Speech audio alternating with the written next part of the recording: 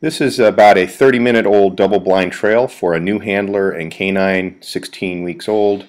Only been working trailing for about 4 days now. The distance of the trail is about 250 yards. This is a good start, but you can see that the dog is slightly off the trail and heads back to where it had detected some odor. This head pop right here is probably right where the foot tracks were. There's going to be a little bit of ground disturbance at the base of this small hill, which led me to believe this. The dog makes a real good decision traveling up the side of this hill. This is a good detection of the trail and a good direction of travel, but what's interesting here is Ace decides to go through some thick brush to get to the base of this very, very small hill, obviously following odor. He could have traveled the path of least resistance, but he went through all that brush, which leads to me to believe that this is part of the scent trail that he's following. Here we're detecting a distraction. Watch the behavior change here, the attention to detail, the ear set, and more importantly, once the dog gets into better view, look at the tail set.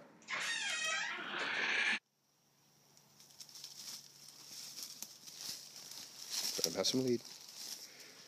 Where'd he go? Get to work. How dropped the tail is, and the dog is stuck really in just one position, really detailing a spot with its nose. When a dog's nose is glued to one location like this and all of the trailing behavior body language indicators seem to change, 9 times out of 10 it's a distraction. I think in this situation it was probably a deer, and it was a deer scrape. There's a scratch in the earth that you'll see him nose here shortly. Generally speaking, when a dog gets off on a distraction like this, I'd correct immediately. However, in this situation, the puppy's only been training with us for about 4 days. We'd never encountered a distraction until this moment. I had no idea what his body language was, and we were trying to determine what he looked like when he got into a distraction so we could correct it better in the future.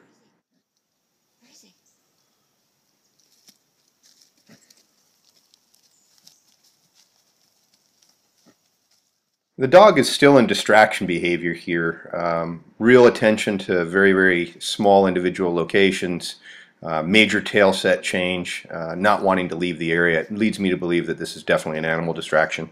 Probably a deer. I'm having the handler get the dog out of the area and restart in another location to see if we can actually pick something up. Watch the change of the tail set once the dog does pick up the trail. You're going to see the traditional GSD slightly curved tail from a down position.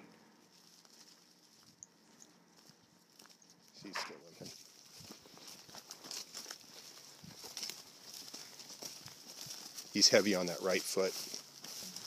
It's actually switched.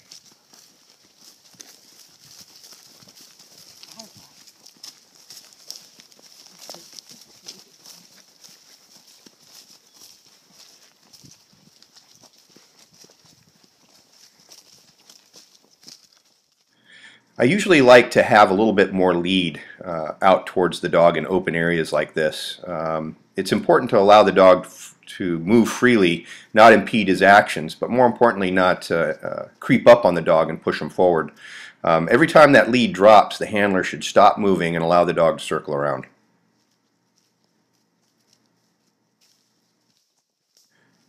Watch this body language change. The dog just detected something by sight. It trailed into the odor, the human odor, but you can see the trail layer off in the distance.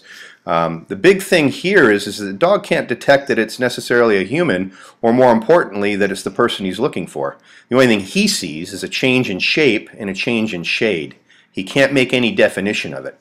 He's a little bit nervous about getting in, and so one of the things we're trying to do is motivate him. There's part fear, part interest. So I have the trail layer get down low, expose himself better, make a little bit of noise, and coo to the dog to get him to come in. Also note how the dog goes in. He goes around back behind the person downwind.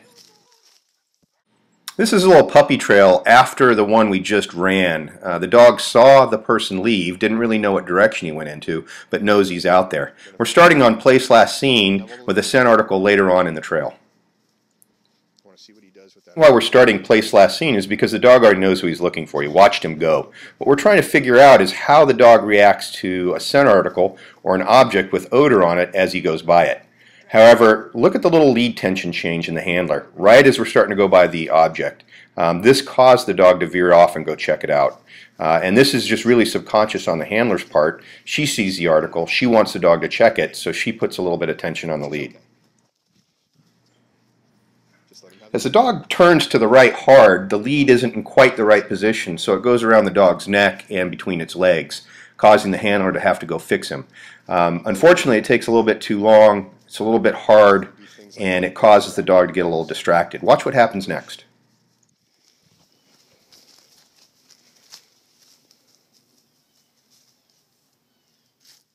A little bit of disinterest, a little bit of distraction, but watch this.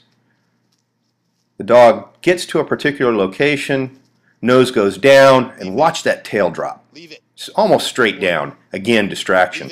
This is the site of a deer kill, and this was the fur and some of the bones. We gave the dog a quick verbal correction and told him to go back to work. The dog encounters another section of the kill, and the same thing occurs. Look at the tail set. Look where the nose is.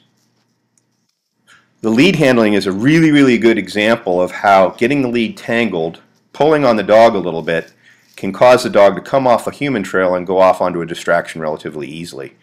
We are the biggest distractions to the dogs in how we handle the lead. We need to allow them as much freedom of movement as possible, allowing them to make the good decisions that they need to stay on the trail that they're looking for.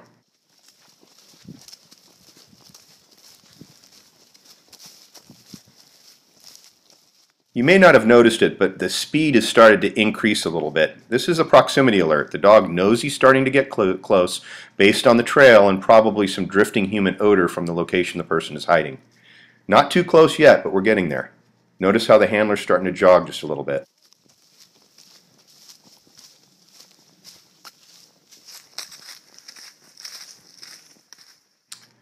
Here's a really good head pop towards the turn. Dog gets into the woods, and you're going to see some good scent pool behavior. As the dog gets into the area where the suspect is hiding, he's in his scent pool but can't see him because of a barrier. Watch how the dog works this out.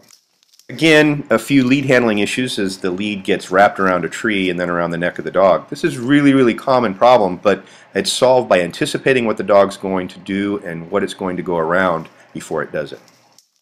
In other words, a lot of practice.